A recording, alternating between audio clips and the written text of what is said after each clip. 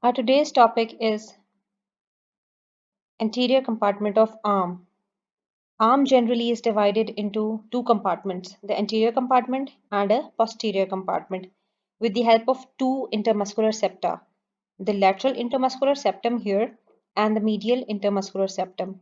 These two septa, which are connected to the humerus, that is the bone of the arm, till the deep fascia that is surrounding the circumference of the arm.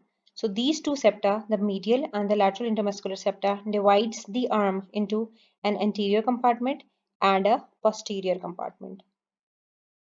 Now the anterior compartment of arm has three muscles, which are the coracobrachialis, the biceps brachii, and the brachialis.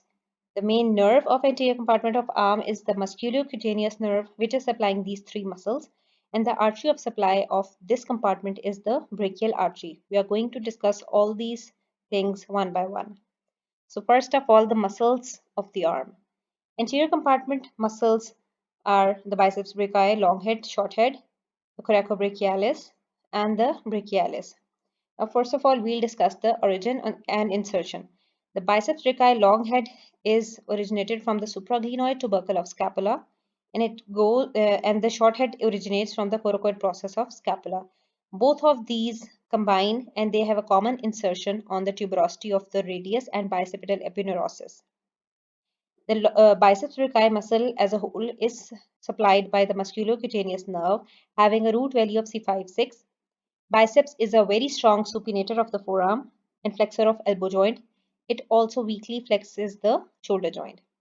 Now, the coracobrachialis has origin on the coracoid process of scapula and it is inserted on the medial aspect of the shaft of humerus.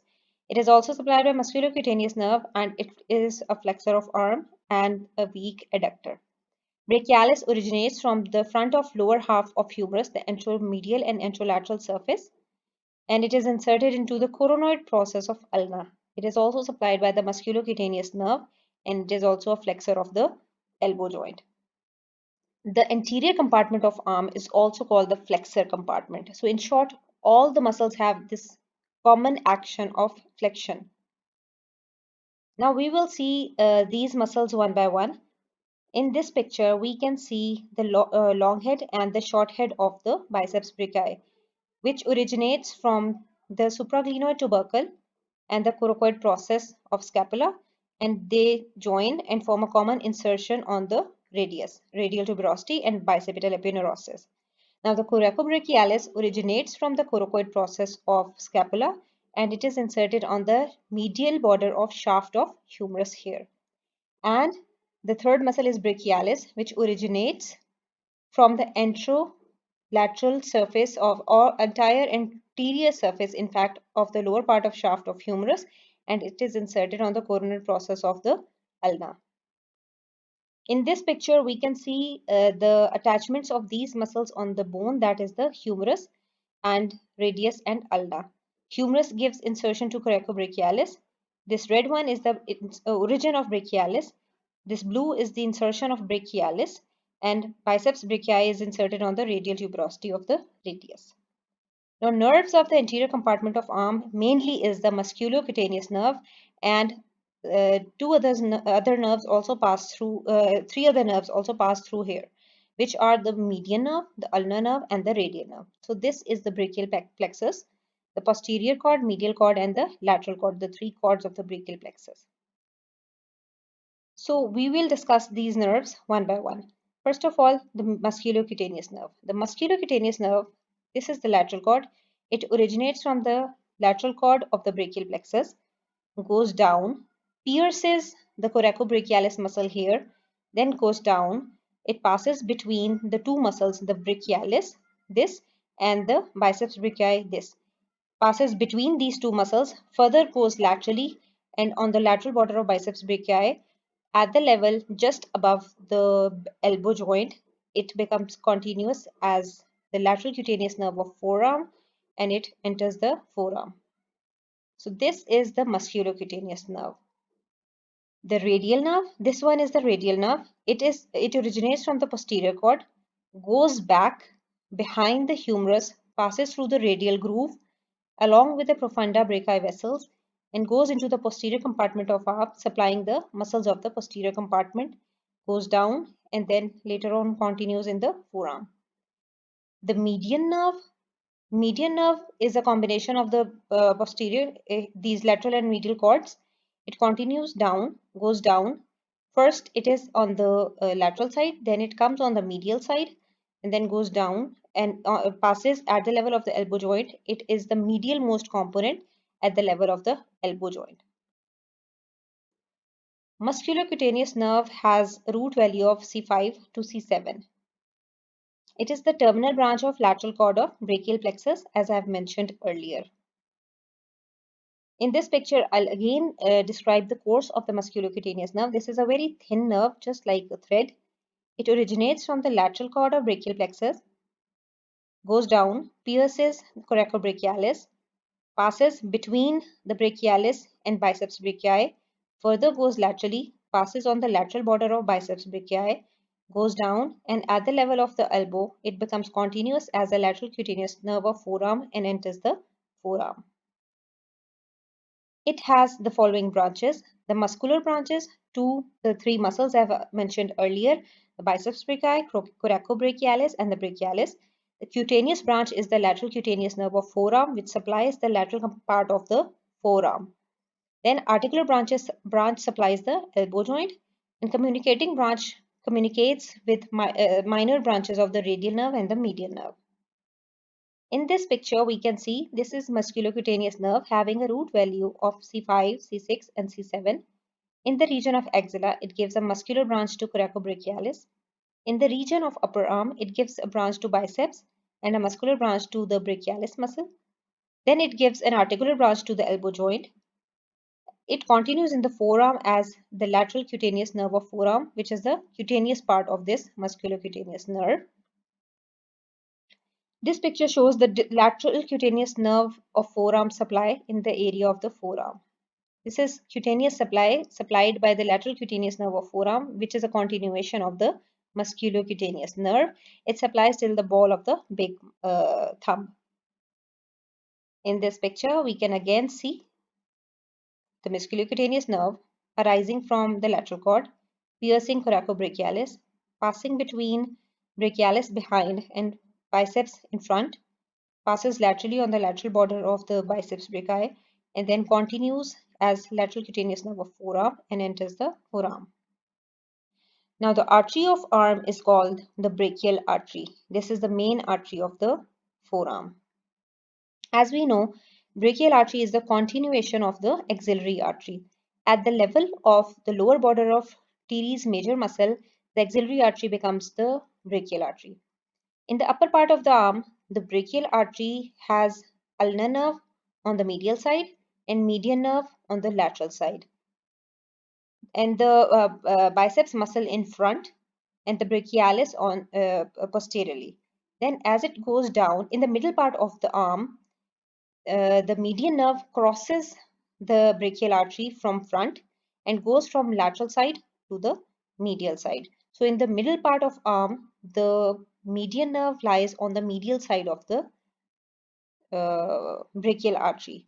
And then as the brachial artery goes down further at the level of the elbow, the brachial artery has the following relations. On the medial side of brachial artery is median nerve, and on the lateral side of the brachial artery is the tendon of the biceps brachii muscle, and further laterally is the radial nerve. So at the level of elbow, from medial to lateral side, we have first the median nerve, then the brachial artery, then the tendon of biceps brachii, and finally the radial nerve. At the level just below the elbow, the brachial artery continues as the two terminal branches, the radial artery laterally and the ulnar artery medially. As I've mentioned previously, anteriorly brachial artery is crossed by median nerve and bicipital epineuritis.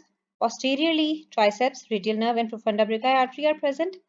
Medially, in the upper part, ulnar nerve is on the medial side, and in the lower part, median nerve on the lower part. And laterally, median nerve in the upper part and biceps in the lower part. I'll repeat this again. Axillary artery at the level of lower border of teres major continues as brachial artery. This is the main artery of the arm.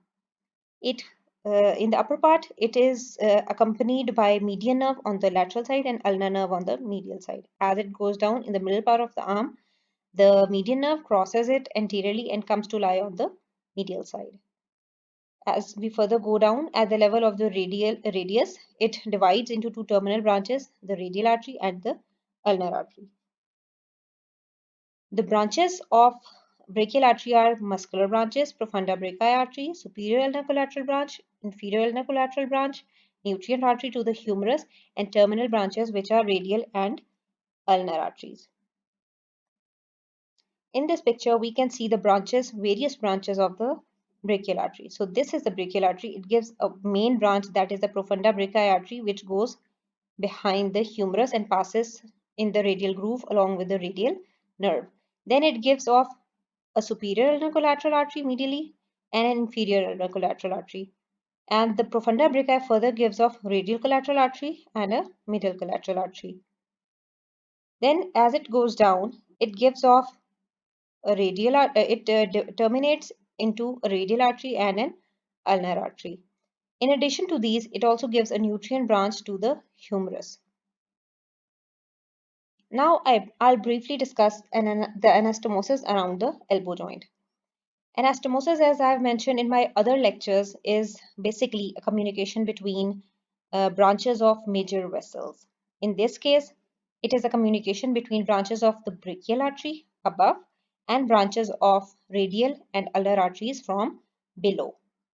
So we will discuss the anastomosis around elbow joint at 4 levels.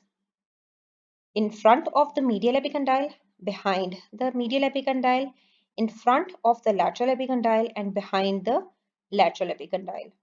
So first of all, the anastomosis in front of the lateral epicondyle is by the anterior descending branch of profunda brachii anastomosing with the radial recurrent branch of the radial artery. And behind the lateral epicondyle is the descending branch or the radial collateral branch of profunda brachii, making an anastomosis with the interosseous branch of the dorsal interosseous artery, which is further a branch of the ulnar artery. Coming on the medial side, the anastomosis in front of the medial epicondyle is by the inferior ulnar collateral branch of brachial artery, anastomosing with the anterior ulnar recurrent artery of the ulnar artery, and behind the medial epicondyle, the superior ulnar collateral artery of the brachial artery, anastomosing with the posterior ulnar collateral recurrent branch of the ulnar artery. I'll repeat, we have the anastomosis around elbow joint at 4 levels. First of all, in front of the lateral epicondyle, anteriorly, the anterior descending branch of profunda, making anastomosis with the radial recurrent of radial. The radial recurrent branch of profunda anastomosing with the interosseous branch of the dorsal interosseous of ulnar. Then on medial side, in front of the medial epicondyle, inferior ulnar collateral anastomosing with the anterior ulnar recurrent, and behind the medial epicondyle, the superior ulnar collateral anastomosing with the posterior ulnar recurrent of the ulnar artery. So this is the anastomosis around the elbow joint. The main function of an anastomosis is if there is some blockage at the level of lower part of the brachial or upper part of either radial or ulnar arteries, it leads to the blood supply is not lost entirely and the blood flow is through the collateral circulation. That's all for today. Thank you.